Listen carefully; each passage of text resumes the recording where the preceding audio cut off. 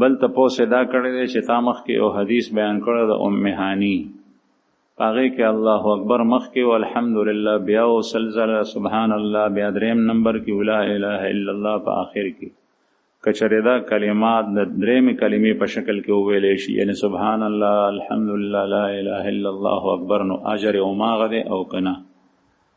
نو ما ته د دې خبرې علم نشته، ځکه چې احادیثو کې کوم کلمات څنګه راشي نو هغه سې په هغې باندې عمل کول پکار.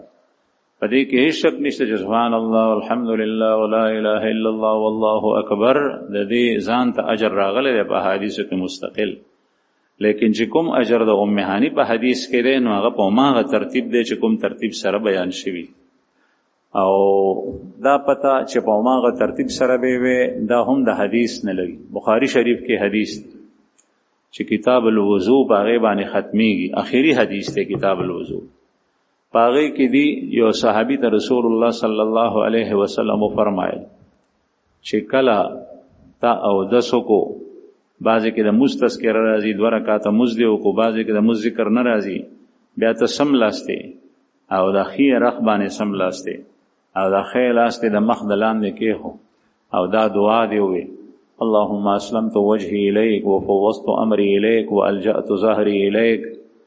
لا ملجأ ولا منجا منك إلا إليك آمنت بكتابك الذي أنزلت وبنبيك الذي أرسلته.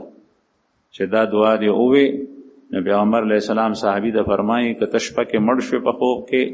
نو ته به په فطرت د اسلام باندې مړ یې، جنت ته به ځې. او نو د دې ویلو ورته وفرمایل، نو صحابي وایي چې یا رسول الله زه دا کلمات تاسو ته ویم تاسو یې واورئ چې زه ټیک ویم که نه.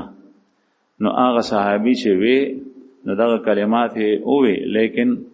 ونبیک الذي ارسلت په ځای باندې وی ورسولک الذي ارسلت، د نبی په ځای د رسول لفظ استعمال کو. نو رسول الله صلی الله علیه وسلم ورته فرمایل چې نه ما چې د څنګه ویلي هغسې وایه، حالانکه د نبی او د رسول معنا یوه ده، نبیم پیغمبر ته وایي رسول هم پیغمبر ته، اگر که لغوي لحاظ سره پکې فرق شته یا اصطلاح کې لغونې معمولی فرق شته، لیکن نبی ما هغه وي چې الله جل شانه په هغه وحي راستي د خلکو د تبلیغ دپاره او رسول هم هغه ته ویلی کېږي په دې کلمې سره. او بیا سید الرسل خاتم النبیین محمد رسول الله صلی الله علیه وسلم رسول هم دی او نبیم دی، نو دواړه ټیک دي. او رسول کې لغونې زیات اعزاز دی، ځکه چې رسول هغه ته وایي صاحب الشریعه صاحب الکتاب الجدید، چې نوی کتاب په نازل شوی او نوی شریعت په نازل شوی. نو دا لفظ خو نورم خو، لیکن سره د هغې صحابي ته وویل چې نه څنګه راته ما ویلي هغسې وایه. دې نه معلومه شو علما وایي چې په کوم حدیث کې کوم کلمات د رسول الله صلی الله علیه وسلم نه دعایه کلمات ذکر او اذکار هغه راغلي دي او منقول دي، نو ته هماغسې وایه، په هغې کې تبدیلي مه کوه، هغه کوم اجر چې هغې سره ذکر دی هغه هماغه شکل کې